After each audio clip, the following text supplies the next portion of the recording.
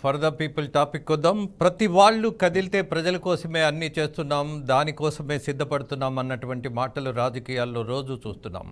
ఎన్నికల సందర్భంగా జరిగినటువంటి సంఘటనలు చూసిన తర్వాత కొంతమంది అరాచకవాదులు పెట్టరేగిపోయిన తర్వాత ఇది కూడా ప్రజల కోసమేనా, ఇది కూడా ప్రజలకు సేవ చేసేటటువంటి దానిలో భాగమా, ఇలా ఆలోచించగలమా?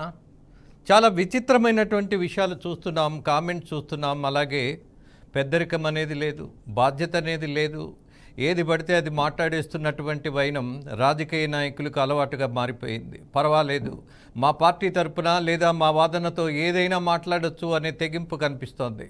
ప్రజలకు కొంత ఇంగితం ఉంటుంది అన్నటువంటి స్పృహ కూడా లేనటువంటి రాజకీయాలు ఇవాళ చూస్తున్నటువంటి నేపథ్యంలో ఆంధ్రప్రదేశ్లో జరిగినటువంటి ఎన్నికల సంఘటనలు పూర్తిగా పల్నాడు ప్రాంతానికి సమీపించి వస్తున్నటువంటి సమాచారం చూసిన తర్వాత కక్షపూరితమైనటువంటి రాజకీయాలు ఎవరిని ఇబ్బంది పెడుతున్నాయి, నాయకులనా లేక సామాన్య కుటుంబీకులనా అన్నటువంటి ప్రశ్న కూడా మన ముందు నిలబెట్టి వెక్కిరిస్తున్నటువంటి దశలో మనం ఏం చర్చించాలి, ఎవరిని ఉద్ధరించాలి, అలాగే ఎవరిని శిక్షించాలి, ఎవరిని నమ్మాలి, ఏ మాట నిజం ఏ మాట అబద్ధం, కనపడుతున్నదంతా నిజమేనా? దాంట్లో కూడా కన్ఫ్యూజన్. ఈవీఎంలు బద్దలు కొట్టినటువంటి ఒక ఎమ్మెల్యే వ్యవహారం మొత్తం గమనించినప్పుడు ఇవాళ ఆయనకు సంబంధించినటువంటి లాయర్ కొన్ని వ్యాఖ్యలు చేశారు, చదివి వినిపిస్తా. ట్విట్టర్లో నారా లోకేష్ ఈవీఎం ధ్వంసం చేసిన వీడియో పోస్ట్ చేశారు. ఆ వీడియో ఆధారంగా కేసు నమోదు చేశారు. నోటీసులు ఇవ్వకుండా అరెస్టుకు వెళ్ళటం సరికాదట. అలాగే పిన్నెల్లిని అరెస్టు చేయాలని ఈసీ నేరుగా ఆదేశాలు ఇవ్వటం కూడా సరికాదట. ఇక లోకేష్ ట్విట్టర్లో పెట్టిన వీడియో ఆధారంగా ఇదంతా చేస్తున్నారు అన్నటువంటిది ప్రధానంగా ఆయన మాట్లాడింది. గుర్తు తెలియని వ్యక్తులు ఈవీఎం ధ్వంసం చేశారని పోలింగ్ ఆఫీసర్ చెప్పారట. నాకు మాటలు రావట్లా, ఏం చెప్పాలో అర్థం కావట్లా. కళ్ళకు కనపడినటువంటి దృశ్యం. అలాగే మరి మార్ఫింగ్ చేశారేమో అన్నటువంటిది కూడా ఉన్నది. మార్ఫింగ్ వీడియో కూడా అయ్యే అవకాశం ఉందట. కోర్స్ లాయర్ గారికి అవకాశం ఉన్నాయన్నీ మాట్లాడేస్తారు, వాదించేస్తారు. బట్ కోర్టులో ఏం జరుగుతుందో చూద్దాం. బట్ ప్రజా కోర్టు అనేది ఒకటి ఉంటుంది ఎప్పుడైనా సరే. నైతికత, చట్టబద్ధత రెండు ఉంటాయని జనం మర్చిపోతున్నారు, ముఖ్యంగా రాజకీయ నాయకులు. సాక్షాత్తు మాచర్ల ఎమ్మెల్యే శ్రీ పిన్నెల్లి రామకృష్ణారెడ్డి గారు అనేటటువంటి ఒక సీనియర్ ఎమ్మెల్యే ఆవేశంతో వెళ్ళి బద్దలు కొట్టినటువంటి దృశ్యం మీ కళ్ళ ముందు పెట్టా. మరి లాయర్ వాదన ఇలా ఉంది. అసలు నిజమేది అబద్ధమేది అనేది చర్చిద్దాం. బట్ ఒక పిన్నెల్లి రామకృష్ణారెడ్డి అయినా మరి మిగతా రాజకీయ పక్షాలు నిశ్శబ్దంగా రాజకీయాలు కొనసాగించేశాయా? ఎన్నికల్లో అలానే సహనంతో ఉన్నారా? ఎక్కడా సంఘటనలు జరగలేదా? విపక్షాల నుంచి ఎప్పుడు ఎక్కడ ఎవరి మీద దాడి జరగలేదా? ఇలాంటి వాదనలు కూడా బలపడుతున్నాయి, వినపడుతున్నాయి. వాటి మీద కూడా కొంత మనం బాధ్యతగా మాట్లాడాల్సిన అవసరం ఉంది. ఈ చర్చలో మనతో పాటు most senior politician, Congress senior నేత డాక్టర్ తులసిరెడ్డి గారు ఉన్నారు. I'm very happy with you Tulasi Reddy గారు. ఇవాళ మనం చర్చలో భాగం అవటం, అందులో నా ఛానల్లో మళ్ళీ మీరు వచ్చి ఒక మంచి విశ్లేషణ చేస్తారు అన్నటువంటి ఒక ఆశతో ఎదురు చూస్తున్నా. At the same time Srinivasa Reddy గారు వైసీపీ నేత, అలాగే ఆయన కూడా ఇవాళ ఒక నిండుదనాన్ని, ఒక బాధ్యతతో కూడినటువంటి వివరణని ఇస్తారని ఆశిస్తూ యువ నాయకుడు టీడీపీ నేత చైతన్య కృష్ణ, ముగ్గురికి వెల్కమ్ చెప్తూ మొదటిగా ఒకే ఒక విషయాన్ని శ్రీనివాసరెడ్డి గారు మీతో ప్రారంభిస్తా. చూస్తున్నటువంటి దృశ్యాల్లో ఏమైనా అనుమానాలు ఉన్నాయా? పిన్నెల్లి రామకృష్ణారెడ్డి గారు బద్దలు కొట్టినటువంటి వైనం చూస్తున్న దృశ్యాల్లో అనుమానాలు ఉన్నాయా లేవా అనే విషయాన్ని కాసేపు పక్కన పెడితే సార్, పక్కన పెట్టలేం కదా. మొత్తం వెబ్ కాస్టింగ్ అనేది, ఆ మొత్తం వీడియో అనేది 23 గంటల 53 నిమిషాల 30 సెకండ్లు వీడియో చేయడం జరిగింది.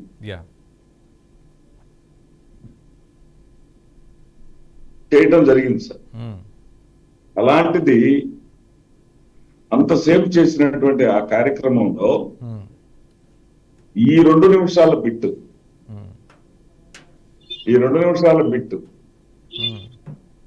అదేవిధంగా 50 సెకండ్లు సపరేట్ బిట్, ఓకే. వేరే సెల్ ఫోన్ ద్వారా తీసినట్టుగా మనకి సెల్ డేటా కనిపిస్తుంది. అక్కడ ఏది ఛార్జింగ్ డేటా 65% ఉన్నట్టుగా కనిపిస్తుంది. ఓకే. అదేవిధంగా సిగ్నల్ సింబల్ కనిపిస్తుంది. అంటే ఎలక్షన్ కమిషన్ అనేది బాధ్యతాయుతంగా ఉన్నదా లేదా? ఏ రోజు జరిగింది అది? 13వ తేదీన మధ్యాహ్నం వారు చెప్పిన లెక్క ప్రకారం 12:30 అది జరిగింది. అక్కడ వీడియో రికార్డింగ్ లో కూడా కనపడుతుంది. 12:30 జరిగితే, ఆ రోజు జరిగితే ఎలక్షన్ కమిషన్ మొత్తం కూడా మరి కలెక్టర్ ఏం చేస్తున్నాడు, ఎస్పీ ఏం చేస్తున్నాడు? అదే రోజు సాయంత్రం ఎలక్షన్ కమిషన్ ముఖేష్ కుమార్ మీనా గారు చాలా ప్రశాంతంగా ఎన్నికలు జరిగినాయి, ఎక్కడ రీపోలింగ్ అవసరం లేదు అని ఎలా ప్రకటించగలిగారు? ఎందుకు ప్రకటించారు అలా? మరి ఆ సదరు వీడియో తెలుగుదేశం పార్టీకి చెందినటువంటి వాళ్ళ ట్విట్టర్ ఖాతాల్లోనే ఎందుకు హల్చల్ అయింది? అక్కడ నుంచే ఎందుకు వైరల్ అయింది? ఈ విషయాలు పరిగణలోకి తీసుకో. మరొక ప్రధానమైనటువంటి అంశం ఏంటంటే 13వ తేదీన పోలింగ్ అయితే ఇక్కడ నేను వాటిని సమర్థించట్లేదు రాజేంద్ర గారు. ఈ విషయం గుర్తుపెట్టుకోండి.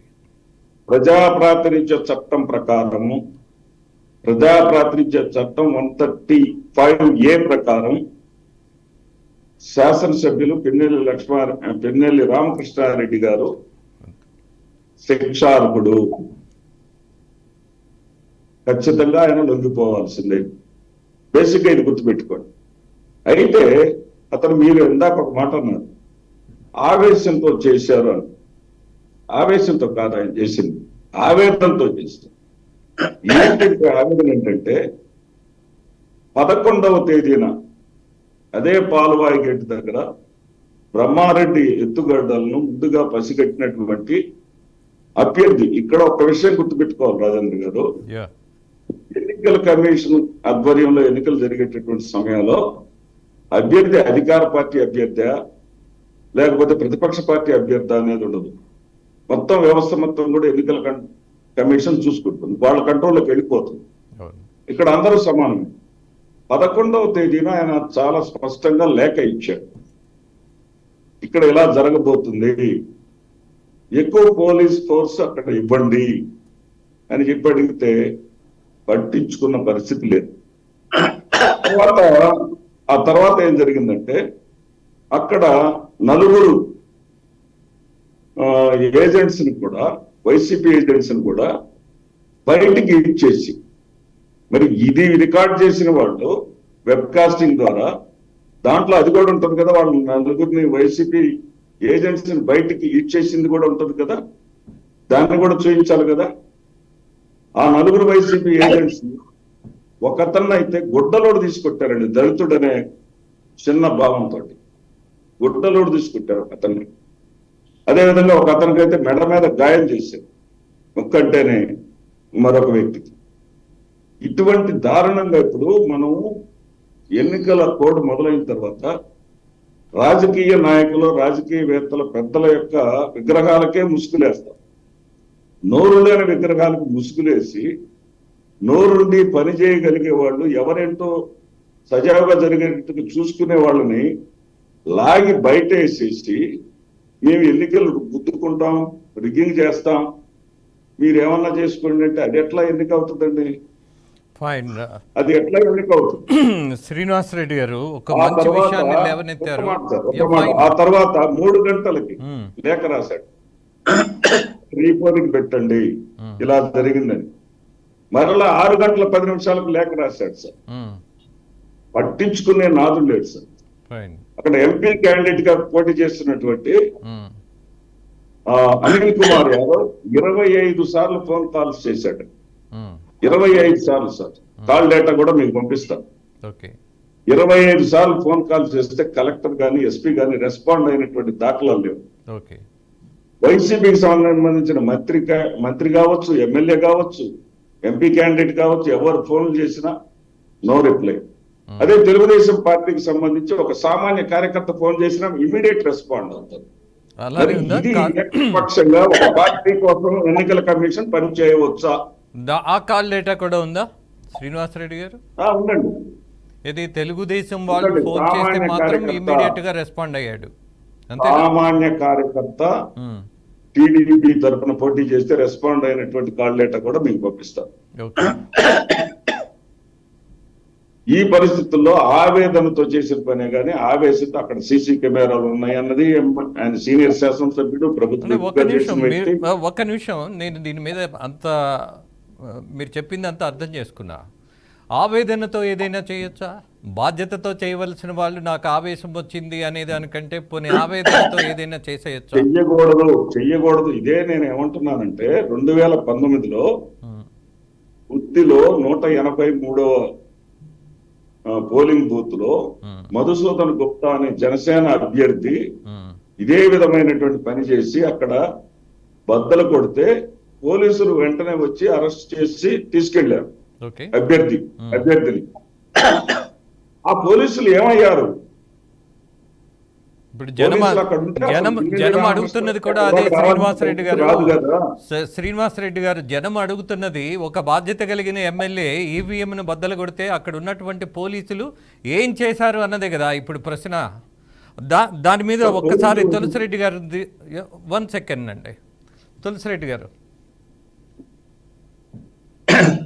ఫస్ట్ ఆఫ్ ఆల్ దేశంలో 28 రాష్ట్రాలు 8 కేంద్రపాలిత ప్రాంతాల్లో ఎన్నికలు జరిగితే కేంద్ర ఎన్నికల కమిషన్ సిట్ వేసింది, హింస మీద సిట్ వేసింది ఓన్లీ ఆంధ్రప్రదేశ్. అంటే ఆంధ్రప్రదేశ్ లో లా అండ్ ఆర్డర్, శాంతి భద్రతలు ఎంత అధ్వాన్నంగా ఉందా అనే దానికి ఇది ఒక ఎగ్జాంపుల్.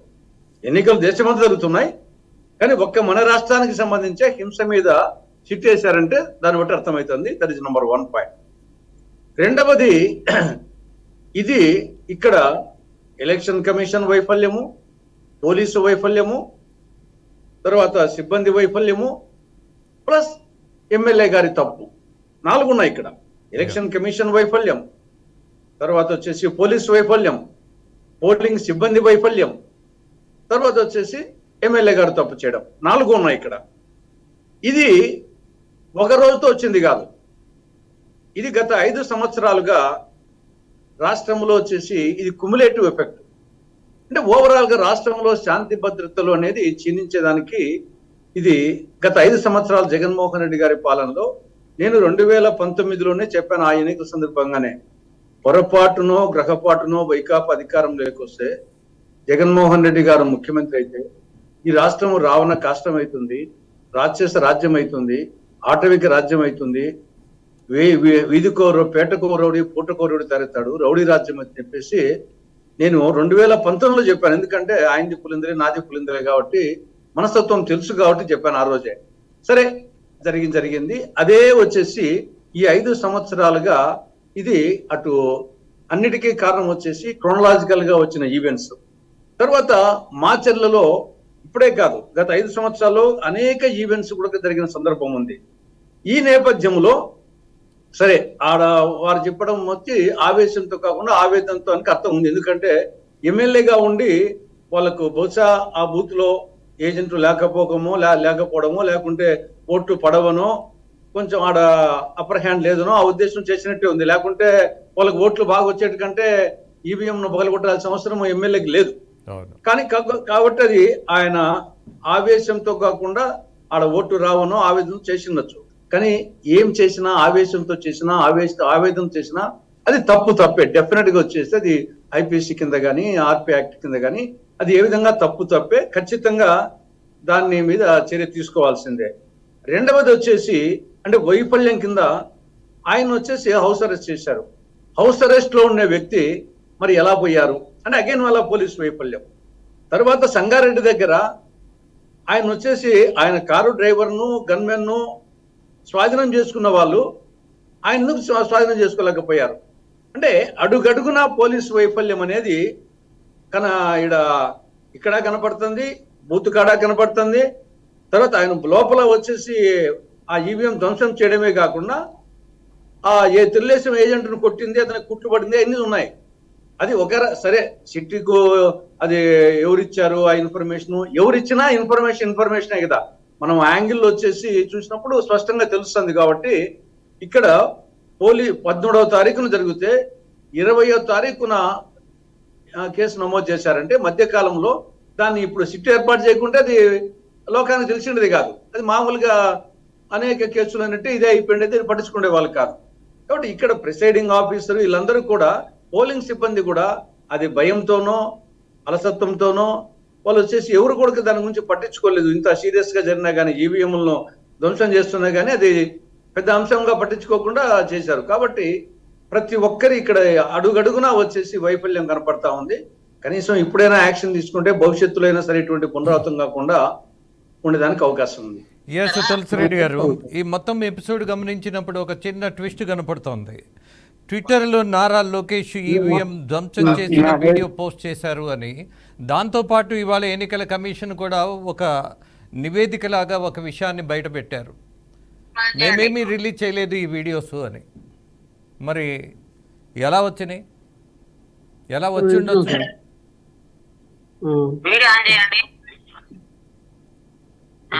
తులసిరెడ్డి గారు, అదే ఇక్కడ మామూలుగా వచ్చేసి ప్రిసైడింగ్ ఆఫీసర్ ఉన్నారు, పోలింగ్ సిబ్బంది ఉన్నారు, బయట 2 పోలీసులు ఉన్నారు, లోపల ఏజెంట్స్ ఉన్నారు. అది మనము బాగా తెలుస్తా ఉంది. ఎమ్మెల్యే అని 15 సంవత్సరాలుగా ఎమ్మెల్యే వచ్చేసి వాళ్ళందరికీ తెలుసు.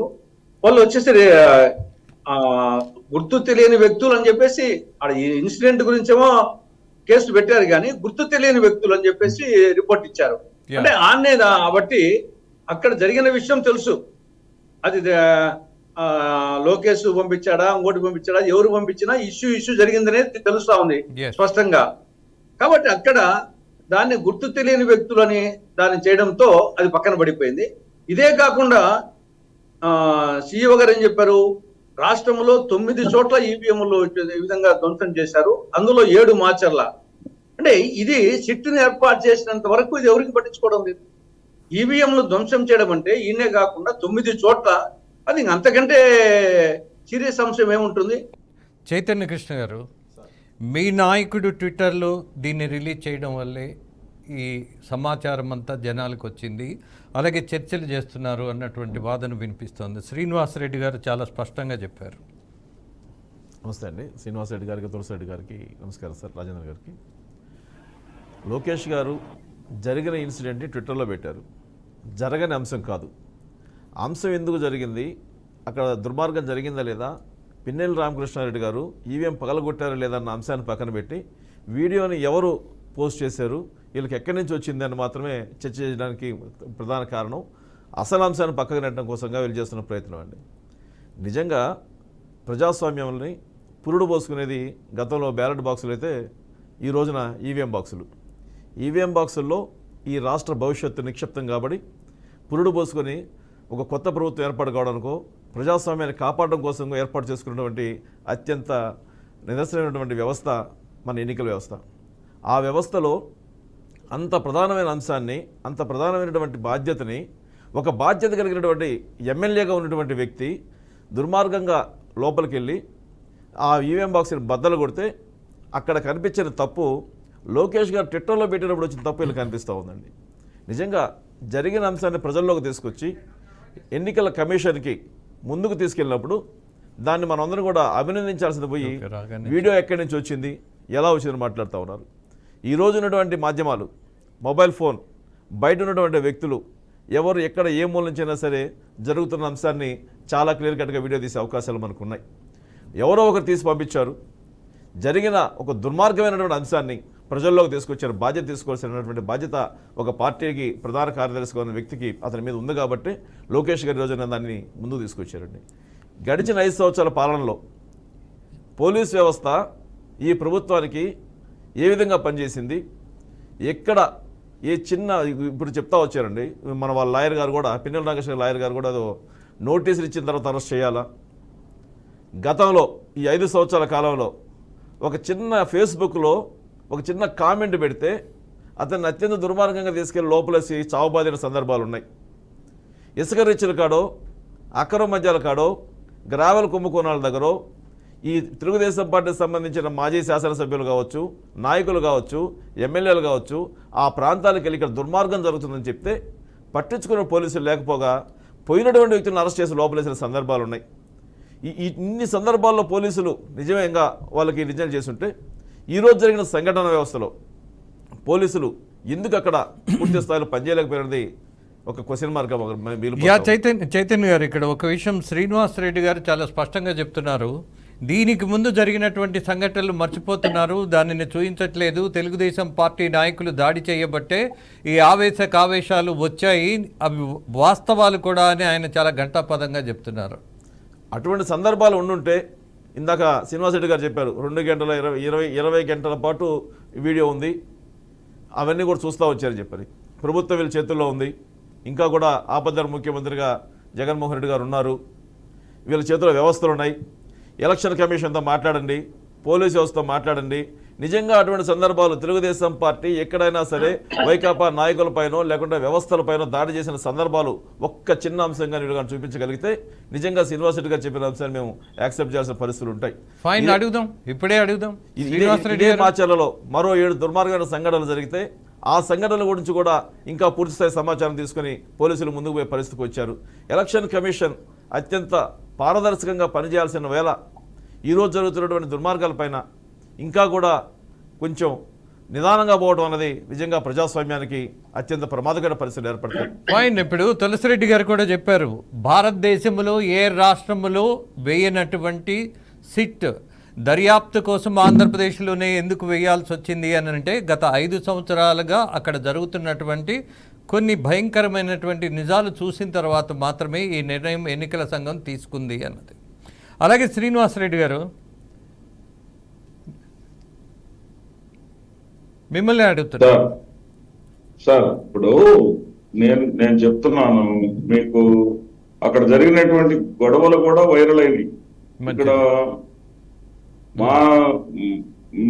మా యొక్క వీడియోలు ప్రజల్లోకి రాకపోవడానికి కారణం ఏంటంటే ఇదేమో లోపల జరిగింది, సీసీ కెమెరాల మధ్య, వెబ్ కాస్టింగ్ మధ్య జరిగింది. మాదేమో బయట ఏది వాళ్ళు గోడు వెళ్ళకోసుకొని మమ్మల్ని లోపలికి కూడా రానిలేదు. లోపలికి ఇప్పుడు అక్కడ దళిత, బీసీ, ఎస్సీ, ఎస్టీ, మైనారిటీ వర్గాల వాళ్ళు ఓటర్స్ అండి ఆ 202లో. వాళ్ళని లోపలికి రానియకుండా ఒక ఆధిపత్య పోరుతోటి వాళ్ళని ఓటర్స్ ని భయపెట్టి లోపలికి రానివ్వట్లేదు అనేటటువంటి పరిస్థితుల్లో జరిగినటువంటి సంఘటన. దానికి ప్రూఫ్స్ ఒక విషయం శ్రీనివాసరెడ్డి గారు, బాధ్యతగా మనం ఒక విషయాన్ని గుర్తు చేసుకోవాలి. దళిత మాత్రాన ఆయన చేసిన చర్య నేను సమర్థించట్లా. మీరు మొదట్లోనే చెప్పారు, సమర్థించట్లేదని మీరు మొదట్లోనే చెప్పారు. కూడా ఆ ఒక్క పోలింగ్ బూత్ లో పోయినంత మాత్రాన మనకు పోయేదేమీ లేదు. మనం ఇప్పుడు 257 పోలింగ్ బూత్ మీకు పోవడమా మరొకళ్ళకి రావడమా అన్నది సమస్య కాదు. ఇక్కడ మనము ఒక వాస్తవాన్ని చర్చిస్తున్నప్పుడు, ఒక వ్యవస్థనే నాశనం చేస్తున్నటువంటి పరిస్థితి ఉన్నప్పుడు దాని మీద చర్చ చేస్తున్నాం. ఒక ఎమ్మెల్యే పగలగొట్టాడా లేకపోతే ఆ ఎమ్మెల్యే ఏ పార్టీ అన్నది ఇవాళ పెద్ద చర్చనీయాంశం కాదు. బట్ వ్యవస్థనే దారుణంగా మనము కూల్చేస్తున్నప్పుడు దాని మీద చర్చ జరగాలి అన్నటువంటిదే ప్రధాన అంశం. మీరు అన్నారు చూడండి, అక్కడ దళితులు ఉన్నారు, వాళ్ళని వీళ్ళని అని మీరు మాట్లాడుతున్నారు కదా. ఒక్కసారి మనం గతంలోకి వెళితే దళిత డ్రైవర్ను చంపిన ఎమ్మెల్సీ మీ పార్టీ వాడు కాదా? అతన్ని మోసింది ఇప్పటికీ మోస్తున్నది మీరు కాదా? ఒక్కసారి ఆలోచించండి శ్రీనివాసరెడ్డి గారు. సార్, పదే అనంతబాబు విషయం ప్రస్తావించడం సబబు కాదు. ఆ అనంతబాబు అసలు స్టార్టింగ్ అతని రాజకీయ జీవితం ప్రారంభమైందే తెలుగుదేశం పార్టీలో. అంటే అక్కడి నుంచి నేర్చుకొని వచ్చాడు, అంతా ట్రైనింగ్ పొంది వచ్చాడని నేను అనొచ్చా? ఫైన్, నానండి. అంటే ట్రైనింగ్ అయ్యాడు కాబట్టి మీరు ప్రోత్సహించారా? పాయింట్. ఎస్, మీరు అన్నది కరెక్ట్ అయితే మరి మీరు ప్రోత్సహించారా? ప్రయాణం అక్కడ మొదలైంది కాబట్టి ఆ తెలుగుదేశం పార్టీ మీద నేను మొత్తం నింద వేయొచ్చా? నేనేమంటున్నానంటే నెట్టండి, నేను కాదన్నట్లా శ్రీనివాసరెడ్డి గారు, ఐఎమ్ నాట్ సేయింగ్ నో. మీరు నెట్టండి. మరి అలాంటి వాడిని మీరు తీసుకొచ్చి ప్రోత్సహించారా అని అడుగుతున్నా. ప్రోత్సహించడం అంటే మేమేం ఎమ్మెల్యే టికెట్ ఇవ్వలేదు అతనికి. అతని ఎమ్మెల్సీ మీద పదవి ఇచ్చారు. విచారణ మచ్చ ఉండబట్టే కదా అతను ఎమ్మెల్యే టికెట్ కోసం విశ్వ ప్రయత్నం చేశాడు. సార్ కొంతమందిని క్షమించవచ్చు కానీ మా ప్రెసిడెంట్, మా చైర్మన్, మా పార్టీ అధ్యక్షుడు రిజెక్ట్ చేశాడు కదా, అతనికి ఎమ్మెల్యే టికెట్ ఇవ్వలేదు కదా, సరే నేను ఎట్టి పరిస్థితుల్లో ఇవ్వడానికి లేదని నిర్ణయించుకున్నాడు కదా. ఎమ్మెల్సీగా తీసేశారా? ఎమ్మెల్సీగా ఇప్పుడు కోర్టులో అతను ఇప్పుడు వ్యక్తిగతంగా అనేక అంశాలు జరుగుతాయి. శ్రీనివాసరెడ్డి గారు, I'm not expecting this kind of argument from you. రాష్ట్రానికి ఒక పార్టీకి చుట్టడం అనేది సబబు కాదు, అది సబబు కాదు. సరే నేను కూడా సబబైనటువంటి అంశం కాదు. నేనేమంటున్నానంటే ఎన్నికల కమిషన్ రెండు వ్యాఖ్యలు చేసింది. ఒకసారేమో 9 చోట్ల ఈవీఎం ధ్వంసం, అదే మీనా గారు మళ్ళీ 11 చోట్ల అన్నాడు. మరి 11 నిజమా 9 నిజమా? అప్డేట్ అయి ఉండొచ్చుగా. మొదట చెప్పిన తర్వాత శ్రీనివాసరెడ్డి గారు చిన్నదాన్ని మనం గ్లోరిఫై చేస్తున్నాం. ఎస్ శ్రీనివాసరెడ్డి గారు ఒక విషయాన్ని అప్డేట్ చేశారేమో, బట్ దాన్ని మనం పెద్దదిగా చేసి మాట్లాడడం వల్ల వచ్చే ప్రయోజనం ఏముంది? హంతకులు రాజకీయాల్లోకి రాకూడదు అన్నటువంటిదే కదా మనం మాట్లాడుతున్నది. హంతకులు నేరస్తులు రాజకీయాల్లోకి రాకూడదనే కదా శ్రీనివాసరెడ్డి గారు మీలాంటి వాళ్ళు కూడా కోరుకుంటున్నది. అవును సార్, నేను అనేది అదే. మిగతా చోట్ల కూడా ధ్వంసమైనటువంటి ఈవీఎంలను ప్రదర్శించాలి కదా. ఒక పని చేద్దాం.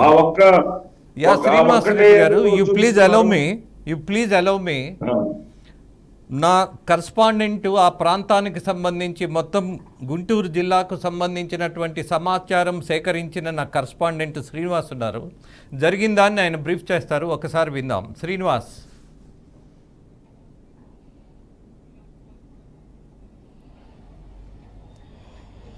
రాజేంద్ర గారు, పల్నాడు జిల్లాలో ఇవాళ మాచర్ల అనేది చాలా హాట్ టాపిక్గా మారడం జరిగింది. అలానే మాచర్లలో చూసుకున్నట్లయితే గనక Macherla sitting MLA Pinnelli Ramakrishna Reddy Palavai gate వద్ద ఉన్నటువంటి పోలింగ్ బూత్లోకి వెళ్ళి అందరూ చూస్తుండగానే పోలింగ్ బూత్లో ఉన్నటువంటి ఈవీఎం మిషన్ను నేలకేసి కొట్టినటువంటి వీడియో సోషల్ మీడియాలో వైరల్ కావడం జరిగింది. అలానే అక్కడ అడ్డు వచ్చినటువంటి తెలుగుదేశం పార్టీ ఏజెంట్స్ని, అలానే బయట అడ్డగించిన మహిళలను కూడా దుర్భాషలాడినటువంటి వీడియో సంచలనంగా మారడం జరిగింది. ఈ వీడియో ఆధారంగానే కేంద్ర ఎన్నికల కమిషన్ సీరియస్ అయ్యి రాష్ట్ర ఎన్నికల కమిషన్కు కీలక ఆదేశాలు జారీ చేయడం జరిగింది.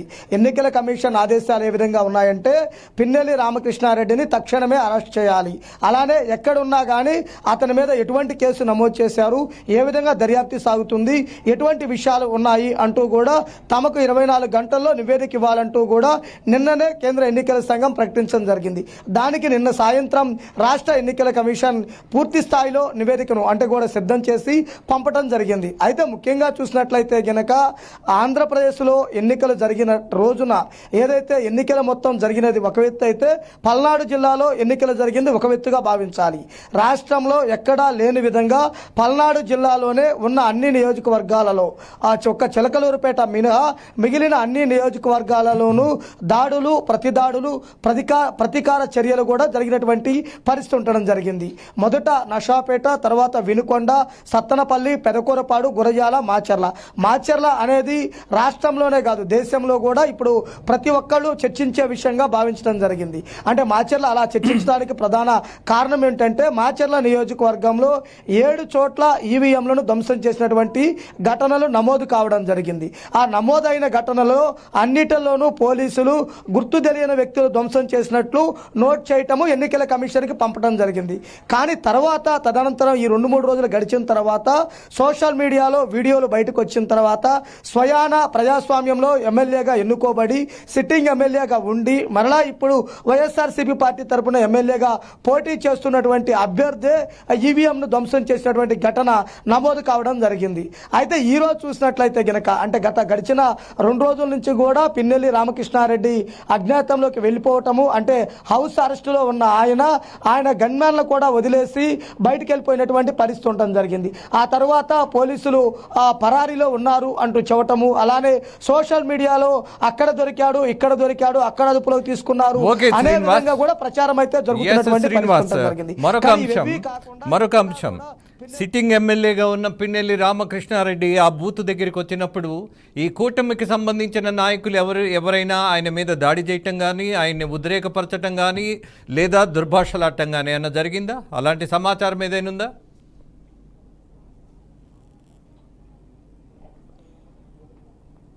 అంటే అక్కడ ప్రత్యక్షంగా ఆ బీఆర్కే న్యూస్ ఛానల్ మనం కూడా అక్కడే అందుబాటులో ఉన్నటువంటి పరిస్థితి ఉండడం జరిగింది.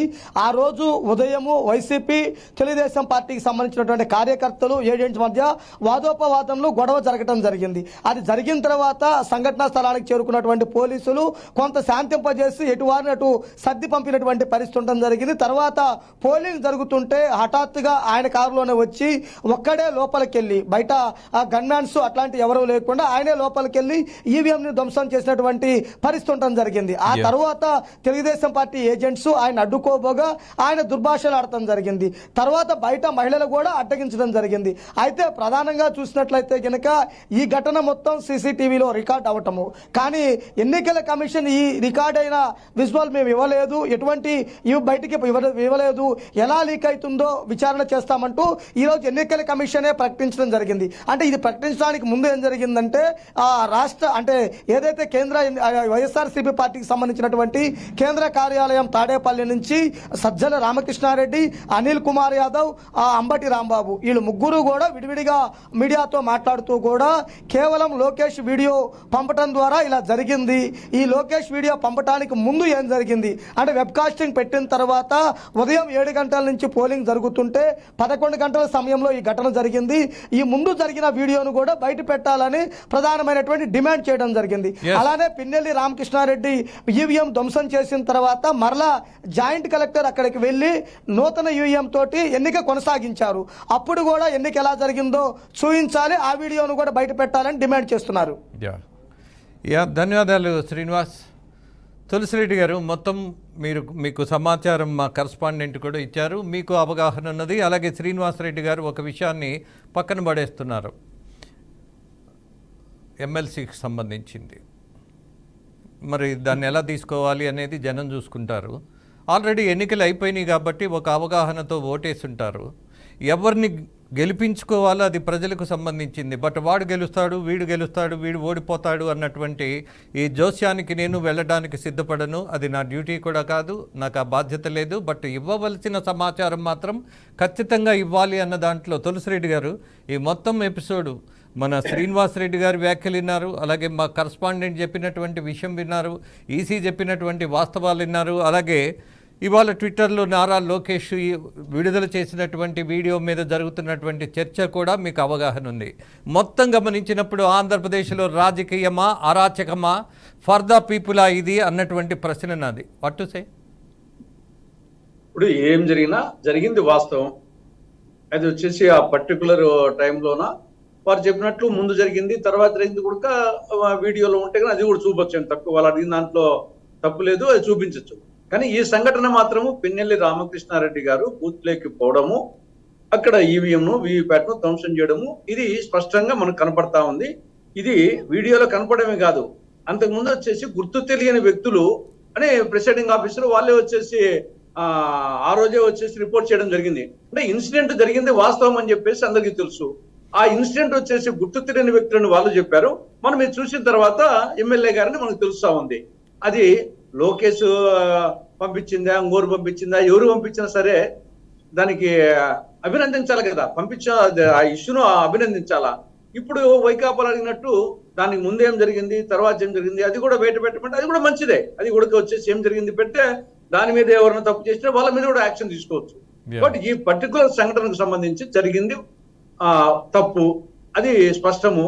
అది ఎవరి ద్వారా బయటకు వచ్చింది మాత్రం వాస్తవం, జరిగింది మాత్రం వాస్తవం. కాబట్టి ఖచ్చితంగా అటు పోలీస్ డిపార్ట్మెంట్ చట్టపరంగా యాక్షన్ తీసుకోవాల్సిందే. ఆయన కూడా ఎలాగో వచ్చేసి లొంగిపోతే కొన్నాళ్ళకైనా తప్పదు, కాబట్టి లొంగిపోవడం బెటర్ అని చెప్పేసి నా అభిప్రాయం. అందులో వచ్చేసి పారిపోవడం అనేది పల్నాడు ఆ యొక్క పౌరుషానికి వచ్చేసి అది లొంగిపోతే సరిపోదు, లొంగిపోతే జరుగుతుంది, కోర్టులో వచ్చేసి జరుగుతుంది. కాబట్టి లొంగిపోవడం బాగుంటుంది, పారిపోవడం అనేది బాగుండదేమో నా అభిప్రాయం. వీటన్నిటిలో నేరస్తులు ఎవరు అని అంటే గుర్తు తెలియని వ్యక్తులు అని ఒక రిపోర్టు రాశారు చూడండి. వాళ్ళు పెద్ద నేరస్తులంట. కాదంటారా తులసి వాళ్ళ రెడ్డి గారు? మీద కూడా ఖచ్చితంగా యాక్షన్ తీసుకోవాలి. ఎందుకంటే మ్మ్. వాళ్ళకు ప్రెసిడెంటింగ్ ఆఫీసర్కి వచ్చేసి ఎమ్మెల్యే తెలియకుంటుంది. సరే, what ever it may be, గుర్తు తెలియని వ్యక్తులు రాసినా కానీ దాని మీద వచ్చేసి ఇన్వెస్టిగేషన్ చేసినప్పుడు తెలుస్తుంది కాబట్టి వాళ్ళ మీద యాక్షన్ తీసుకోవాల్సిందే. ఇది వాస్తవం జరిగింది కాబట్టి దీని మీద కప్పిపుచ్చుకోవడానికి ఏం లేదు. కానీ ముందు ఏం జరిగింది, ఎందుకంటే ఎమ్మెల్యే వచ్చేసి ఈవీఎం ను ధ్వంసం చేసినాడంటే న్యాచురల్ గా ఆ బూత్ లో వచ్చేసి ఎమ్మెల్యేకు ఓట్లు తక్కువ పడతాయనో, లేకుంటే ఆడ whatever reason it is. కానీ చేయకూడదు కదా. అయినంత మాత్రాన వచ్చేసి చట్ట వ్యతిరేకమైన చర్య చేయకూడదు కదా. దాన్ని శ్రీనివాసరెడ్డి గారు కూడా సమర్థించట్లా, అది తప్పే అంటున్నారు. కరెక్ట్ చెప్పారు. అలాగే చైతన్య గారు, ఈ మొత్తం మనం చర్చిస్తున్నటువంటి అంశాలు, అలాగే ఇవాళ రాజకీయాల్లో ప్రధానంగా ఒక విషయాన్ని మనం చర్చించడం మర్చిపోతున్నాం. అందరికీ తెలిసిన విషయమే, ఒక్కొక్క ఎమ్మెల్యే 50 కోట్లు ఖర్చు పెడితే కానీ ఎన్నికల భారాన్ని మొయ్యలేడు అన్నటువంటి వాస్తవం మాట్లాడుతూనే ఉన్నాం. నిజానికి మరి ఎన్నికల సంఘం ఇలాంటి వాటి మీద దృష్టి పెట్టాల్సింది కూడా పెట్టకుండా వదిలేస్తున్నది అన్నటువంటిది కూడా వాస్తవమే కదా. ఒక ప్రజాస్వామ్య వ్యవస్థని మనము చాలా గొప్పగా మాట్లాడుతున్నాము, కానీ జరుగుతున్నటువంటి ఎన్నికల సందర్భంలో ఖర్చు పెడుతున్న డబ్బు చూస్తున్నప్పుడు ఒక్కసారి చెప్పండి, డబ్బు లేనాడు ఎవరైనా ఉన్నారా? ఒకళ్ళిద్దరైనా? భారతదేశ రాజకీయ వ్యవస్థలోనే ఈరోజు జరుగుతున్నటువంటి ప్రజాస్వామ్యం జరుగుతున్నటువంటి అనేక విధానాలు, అనేక వ్యవస్థల్లో రాజ్యాధికారం అనేది ప్రధానంగా ఒక ప్రధాన అంశంగా తయారైంది. చాలామంది చాలా రాజకీయ పార్టీలు ఉన్నారు, కానీ ఈ రోజున ప్రతి రాజకీయ పార్టీలో కూడా ఆర్థికంగా బలంగా ఉండేవాళ్ళు రాజకీయాలకు రావడం అనేది ఒక ఆనవాయితీగా కొనసాగుతూ వస్తుంది. రాజకీయాలు పెడుతున్న ఖర్చులు, ఎన్నికల సందర్భాల్లో పెడుతున్న ఖర్చులు అన్నవి ప్రత్యర్థి తనను దాటి ముందుకు పోతూ ఉన్నప్పుడు, కేవలం డబ్బు ద్వారానే ప్రజాస్వామ్యంలో ఉన్నటువంటి ఎన్నికల వ్యవస్థను కొనుక్కోవాలని చెప్పని ప్రత్యర్థులు భావిస్తున్నప్పుడు ఖచ్చితంగా నిలబడ్డ ప్రతి పార్టీ వాళ్ళు కూడా అదే విధానాన్ని అవలంబిస్తూ పోతూ ఉన్నారు.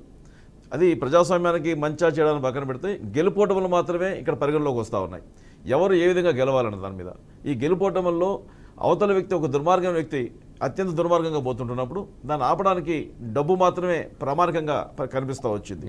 2019 ఎన్నికల్లో డబ్బును ఏరులై పారించి ఈ రాష్ట్రంలో ఉన్నటువంటి రాజ్యాధికారాన్ని అత్యంత ఖరీదైన వస్తువుగా తయారు చేసి కోరుకున్న వ్యక్తి జగన్మోహన్ రెడ్డి. ఆ పరిస్థితుల నుంచి ఈ రాష్ట్రాన్ని కాపాడాల్సిన పరిస్థితులు వచ్చినప్పుడు మరింతగా డబ్బు ఖర్చు పెట్టాల్సిన పరిస్థితులు ప్రతి ఒక్క పార్టీకి ఏర్పడిపోతూ వస్తున్నాయి. ఈ వ్యవస్థ ఏ పార్టీ అనుసరించినప్పుడు కూడా డబ్బే ప్రధానంగా తీసుకుని ఎలక్షన్ చేయాలి అన్న విధానాన్ని ఏ పార్టీ తీసుకున్నా సరే సరైన విధానం అయితే కాదు. దాన్ని అన్ని పార్టీలు వ్యతిరేకించాల్సినటువంటి పరిస్థితులు, ప్రజాస్వామ్యాన్ని కాపాడాలనుకున్నటువంటి ప్రతి పార్టీ నిజమే. ఇది ఒక ఆశ, ఇది ఒక అభిప్రాయం. బట్ అది ప్రాక్టికల్గా కుదురుతుందా శ్రీనివాసరెడ్డి గారు? సార్, ఇక్కడ చైతన్య గారు చెప్పిన దాంతో పూర్తిగా ఏకీపిస్తున్నాను. అందరం కూడా ఏకీపించాలి. ఇక్కడ రాజకీయాలు ఆశ్చర్యకరమైనటువంటి విషయానికి వస్తే, అన్ని పార్టీలు, ఒక సత్యాన్ని మీకు చెప్తున్నాను, అన్ని పార్టీలు, తులసిరెడ్డి అన్నకు కూడా తెలిసి ఈ విషయం, అన్ని పార్టీలు కంప్లైంట్ చేసుకున్నటువంటి అంశం ఒకటి ఉంది. తెలుగుదేశం పార్టీ మీద వైసీపీ కానీ, వైసీపీ మీద తెలుగుదేశం పార్టీ కానీ, లేదా కాంగ్రెస్ పార్టీ మీద ఇంకొక పార్టీ కానీ కంప్లైంట్ చేసుకునే అంశం ఏంటంటే, వాళ్ళు డబ్బులు పంచారు, వీళ్ళు డబ్బులు పంచారు అని. కానీ అందరూ డబ్బులు పంచారు. అసలు డబ్బే రాజకీయం అయిపోయింది. డబ్బే రాజకీయం అయిపోయింది. రాజేంద్ర గారో లేకపోతే శ్రీనివాస్ రెడ్డో లేకపోతే సమ్ XYZ ఎవరైనా సరే అభిలాష ఉంది, ప్రజలకు సేవ చేయాలి, సర్వీస్ చేద్దామని ముందుకు వచ్చేవాడు. ఇక రాజకీయాల్లో రావాలంటే నీకు సీటు కావాలా, నీ దగ్గర ఎన్ని కోట్లు ఉన్నాయి అనేటటువంటి పరిస్థితి వచ్చింది. శ్రీనివాసరెడ్డి గారు నిజాన్ని ఒకళ్ళు బాగు చేయగలిగేటటువంటి పరిస్థితులు ఉన్నాయని నేను అనుకోవట్లేదు. లేదు, ఉంటాయి. కానీ ఒక విషయం నిజాన్ని ఇంత నిర్భయంగా ఒప్పుకుంటున్నారు కదా, మీ పార్టీ వాళ్ళు మిమ్మల్ని యాక్సెప్ట్ చేస్తారా? మా పార్టీ కూడా డబ్బు పంచింది అన్నటువంటి ఒక వాస్తవాన్ని మీరు చెప్తున్నారు కదా. మా పార్టీలో ఉన్నంతటి ప్రజాస్వామ్యం ఏ పార్టీలో లేదండి. మాటల్లోనే జగన్మోహన్ రెడ్డి గారి గురించి ఎంత దుర్మార్గంగా మాట్లాడతారంటే అన్నకు కూడా తెలుసు. నేను 2009లో రాజశేఖర రెడ్డి గారు చనిపోయిన సంవత్సరం, అదే డిసెంబర్ 25న జగన్మోహన్ రెడ్డి గారి ఇంటికి నేను వెళ్ళా పులివెందుల. వెళ్ళినప్పుడు అక్కడ క్రిస్మస్ రోజు అందరికీ కూడా అక్కడ భోజనాలు ఏర్పాటు చేస్తారు. సరే అన్నా మీరు అందరు భోజనం చేసేయాలండి అని చెప్పి జగన్ గారు చెప్తున్నారు. కానీ మా నాన్నగారు ఈరోజు 90, అప్పుడు వచ్చేసి 80s లో ఉన్నారు మా నాన్నగారు. అన్నా నా పెద్ద ఆయన మా ఇంట్లో దిగుతాడు అని చెప్పేసి మా నాన్న చేపట్టుకొని లోపలికి తీసుకెళ్ళాడు సార్ జగన్మోహన్ రెడ్డి. మా నాన్నని ఇంట్లో టేబుల్ మీద పెట్టి అన్నం పెట్టడం జరిగింది సార్. అంటే అంత మనసున్నటువంటి మనిషిని ఒక దుర్మార్గుడని, నీచుడని అసలు ఈ మీడియా ఏ విధంగా చిత్రీకరించిందో మనం చూసాం. ఓకే, మరి ఎంతో దుర్మార్గంగా వ్యాఖ్యలు చేశారు. మరి ఈ రోజు శ్రీనివాసరెడ్డి గారు ఒక విషయం, ఇప్పుడు ఆయన చిరునవ్వు కావచ్చు, ఆయన పలకరింపు కావచ్చు, అలాగే మనుషులతో ఇంటరాక్ట్ అవుతున్నటువంటి ఒక పద్ధతి కావచ్చు, ఫైన్. బట్ అధికారం వచ్చిన తర్వాత పాలనకు వచ్చేసరికి 151 మంది ఎమ్మెల్యేలు ఉన్నటువంటి ఒక యువ నాయకుడు ఎందుకని ఇన్ని ఫెయిల్యూర్స్ అన్నది, ఫెయిల్యూర్స్ అయితే భరిద్దాం, బట్ చేసినటువంటి వ్యాఖ్యలను ఆయన ప్రోత్సహిస్తున్నట్టుగా చేసిన ప్రవర్తన చాలామందిని బాధ పెట్టింది అన్నటువంటి వాదన కూడా ఉంది. తులసిరెడ్డి గారు పెద్దలుగా మీరు చెప్పండి. ఇప్పుడు వైఎస్ఆర్ కుటుంబానికి మనకున్నటువంటి వ్యక్తిగత సంబంధాలు కాదు. నన్ను రాజారెడ్డి అరే బిడ్డ అని పిలిచేవాడు, మా పక్కన కూర్చోబెట్టుకొని రాజారెడ్డి గారు అలాగే ఆయన శ్రీమతి ఇద్దరు మొదలు పెట్టేవాళ్ళు. మరి నేను నా స్టాండ్ నాకున్నది, అరే యువ నాయకుడు 151 మందిని గెలిపిస్తే ఆయన మనమడే కదా అని నేను కన్సిడర్ చేయలేను కదా. ఆయన నవ్వుతూ మాట్లాడితే నాకు వచ్చే ఉపయోగం ఏంటి? నాకు అభివృద్ధి కావాలని ప్రజలు అడుగుతున్నప్పుడు ఆ సందర్భాన్ని మనం గ్రహించకుండా. రాజేంద్ర గారు అన్న మాట్లాడబోయే ముందు నేను ఒక చిన్న కన్క్లూజన్ ఇవ్వబోయాను, మీరు కొద్దిగా పక్కన ఇచ్చారు. విషయం ఏంటంటే ఇక్కడ మీరు ఇందాక శ్రీనివాస్ చేత మాట్లాడిచ్చారు. సరే, ఎవరు కన్వీనియంట్ గా వాళ్ళు చెప్పుకుంటాం, అది వేరే సంగతి.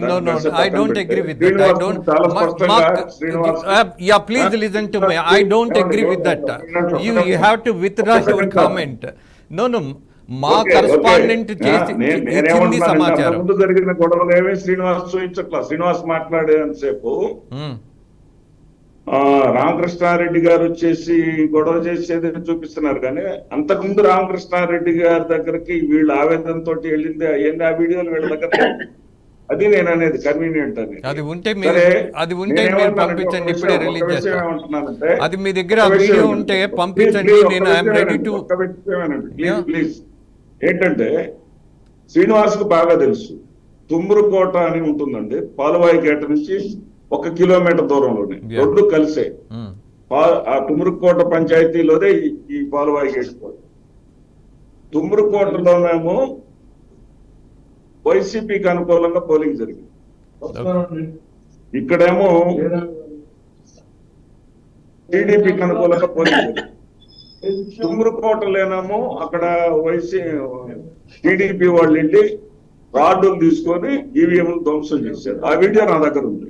ఓకే, ఆ సమాచారం అందుకున్న తర్వాత ఇది జరిగింది. ఆ సత్యాన్ని కూడా శ్రీనివాస్ గారు చెప్పాలి కదా. ఖచ్చితంగా చెప్పాలి. ఆ సమాచారం ఉన్నప్పుడు, అది జరిగినప్పుడు ఆ సమాచారాన్ని తెలుసుకోవాల్సిన బాధ్యత మా శ్రీనివాస్కు ఉంటుంది. బట్ ప్రవోక్ చేస్తే చెప్పండి, తప్పైతే క్షమించమని అడుగుతాం, కానీ మొండిగా వాదించే తత్వం ఇక్కడ ఉండదు అసలు. Okay sir, that's I agree with you and I appreciate you. నేను మీరు కాబట్టి నేను యాక్చువల్ గా అయితే ఇప్పుడు వాస్తవంగా చాలా ఒక ఇబ్బందికర పరిస్థితుల్లో ఉన్న, ఒక పెద్ద వాళ్ళ ఇంట్లో ఉన్నా. తప్పనిసరి పరిస్థితుల్లో మీకు ఇచ్చిన టైమింగ్ నేను పాటిస్తున్నా. తప్పకుండా మీ మీద గౌరవం. ఓకే, అది గుర్తుపెట్టుకోండి. ఎస్, మీ మీద నమ్మకంతోనే చర్చకు ఆహ్వానించా. నిజం చెప్తున్నారు, నిర్భయంగా పెద్ద అయినా చాలా మంచి మాటలు మాట్లాడుతున్నారు, ఫైన్. అందులో నిర్భయంగా చెప్పారు. మీరు మీ పార్టీలో ఉండి అలా మాట్లాడడం అనేది మీరు అన్నట్టుగా మరి ప్రజాస్వామ్యం నిజంగానే ఎక్కువ ఉందేమో మీ పార్టీలో, ఫైన్. దాన్ని సంకేతంగా తీసుకుందాం. మాట్లాడింది నిజం, నేను మాట్లాడింది నిజం, దాంట్లో డౌట్ లేదు. ఓకే, తులసిరెడ్డి గారు దీన్ని క్లోజ్ చేద్దాం. ఒకటి డబ్బు విషయము, 2 హింస, 3 జగన్మోహన్ రెడ్డి గారి గుణగణాల గురించి. జగన్మోహన్ రెడ్డి గారి గుణాల గురించి ఇంకా ఎక్కువ అవసరం లేదు, ఎందుకంటే ఎన్నికలు అయిపోయినాయి. ఎలాగో ఓడిపోతున్నాడు, దిగిపోతున్నాడు. ఇప్పుడు ఆయన గుణంగా చర్చించాల్సిన అవసరం లేదు. ఆల్రెడీ తర్మిలమ్మ సునీత చెప్పాక ఇంకా మనందరం చెప్పాల్సినంత అవసరం లేదు దాని గురించి. ఇక రెండవది వచ్చేసి ఈ హింసకు సంబంధించి, ఎన్నికల హింసకు సంబంధించి సరే సిట్ వేశారు. సిట్ వచ్చేసి నివేదికను స్ట్రిక్ట్ గా ఇంప్లిమెంట్ చేసి దీన్ని ఫాస్ట్ ట్రాక్ కోర్టు ఏర్పాటు చేసి త్వరగా దాని మీద కేసులు విచారించేసి చేస్తే బాగుంటుంది. లేకుంటే మళ్ళా ఈ 5 ఏళ్ళు అయిపోతే మళ్ళీ ఇట్నే ఉంటుంది. కాబట్టి అది హింసకు సంబంధించి. మూడవది మీరు చెప్పినట్లు ఎన్నికల్లో ఈ హింస అనేది ఏదో స్పెసిఫిక్ నియోజకవర్గాల్లో, పర్టికులర్ పోలింగ్ స్టేషన్ సంస్థ జరుగుతుంది. కానీ ఈ డబ్బు అనేది, విచ్చలవిడి డబ్బు అనేది మొత్తం అన్ని నియోజకవర్గాల్లో అన్ని పోలింగ్ స్టేషన్స్ లో విచ్చలవిడిగా ఆ పార్టీ ఈ పార్టీ అని కాదు, ఎవరి దగ్గర ఎక్కువ ఉంటే వాళ్ళు వచ్చేసి క్యాండిడేట్ పరంగా కొంత, పార్టీ పరంగా కొంత, ఇది హద్దులు మీరిపోయింది. వచ్చేసి ఇది బహిరంగ రహస్యం. దీంట్లో ఇంకా ఎలక్షన్ కమిషన్ కంట్రోల్ చేయాలనుకుంటే పెద్ద కష్టమేం కాదు. ఎలక్షన్ కమిషన్ నిజంగా ఇప్పటికైనా సరే ఆల్రెడీ వచ్చేసి మీరు వీడియోలు తీశారు, నామినేషన్ రోజే ఎంత ఖర్చు అయింటుంది, తర్వాత వచ్చేసి ఇంకా మిగతా డబ్బులు ఓపెన్ గా పంచేది వచ్చేసి రికార్డు గన చేస్తే గన ఈ 175 మంది ఏ పార్టీ వాళ్ళని సరే ఒక్కరు కూడా అర్హులు కాదు, అందరు అర్హత చేయొచ్చు. ఎలక్షన్ కమిషన్ అనుకుంటే కనీసము రికార్డ్ చేసినట్టు కొన్ని ఉంటాయి. ఒక నామినేషన్ రోజే 40 లక్షలు దాటిపోతుంది ఎమ్మెల్యేకు. కాబట్టి దాదాపు 40 లక్షలకు 40 కోట్లు ఖర్చు పెట్టేది ప్రత్యక్షంగా చూస్తున్నాం. కాబట్టి నిజంగా ఎలక్షన్ కమిషన్ దీని మీద సీరియస్ గా తీసుకొని వాళ్ళను కొందరన్నా ఒక 10 మందినో 20 మందినో వచ్చేసి అనర్హత వేస్తే గానీ ఈ యొక్క డబ్బు ప్రభావం తగ్గదు. దాన్ని కంట్రోల్ చేసి కూడా పెద్ద కష్టమేం కాదు. అది రహస్యంగా పంచడం లే, ఓపెన్ గా పంచుతున్నారు.